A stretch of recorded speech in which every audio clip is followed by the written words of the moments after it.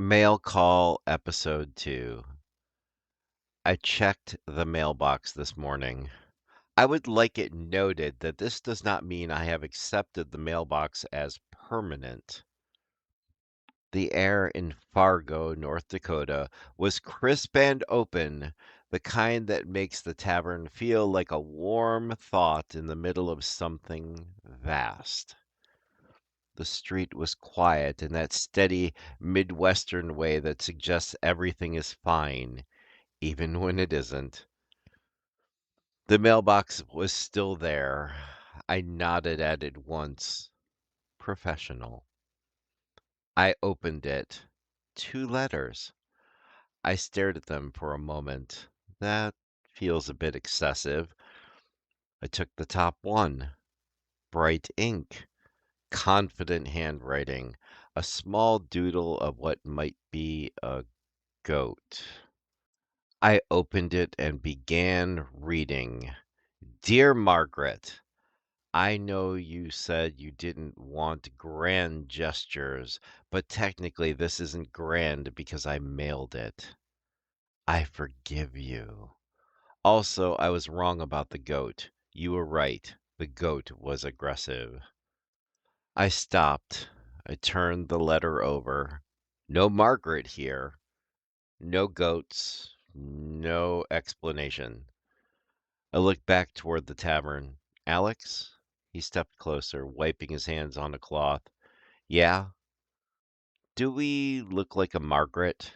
He considered that seriously, almost too seriously. Not particularly. I nodded. That felt accurate. I continued reading. If you're reading this and you're not Margaret, please tell her I'm sorry about the fence and the goat. Mostly the goat. I folded the letter slowly. Well, I said, I suppose that clears that up. The cat blinked at me, unhelpful. I picked up the second letter. This one was smaller, less confident. No goats. Dear Lion, I didn't know how to say this when I was there. I was angry at everything. You never told me to calm down. You just kept pouring water instead of ale and let me talk until I ran out of sharp edges. I don't know when I stopped being angry. I just know I did. I think that started at your bar. I don't need advice. I just wanted you to know that it mattered. I read that part twice, then once more. Ah, I set the letter down gently. Sometimes people don't need answers. They need space long enough to hear themselves soften. Out here in Fargo, where the sky feels brighter than most arguments, maybe that's enough. Alex glanced at the letters.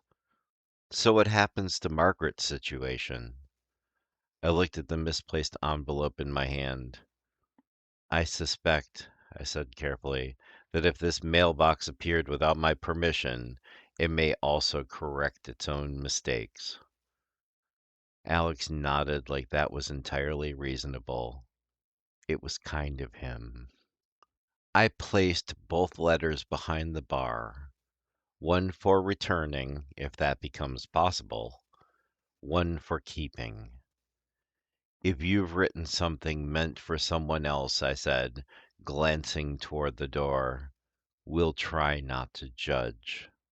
I paused. And if it was meant for here, I don't see the harm in it.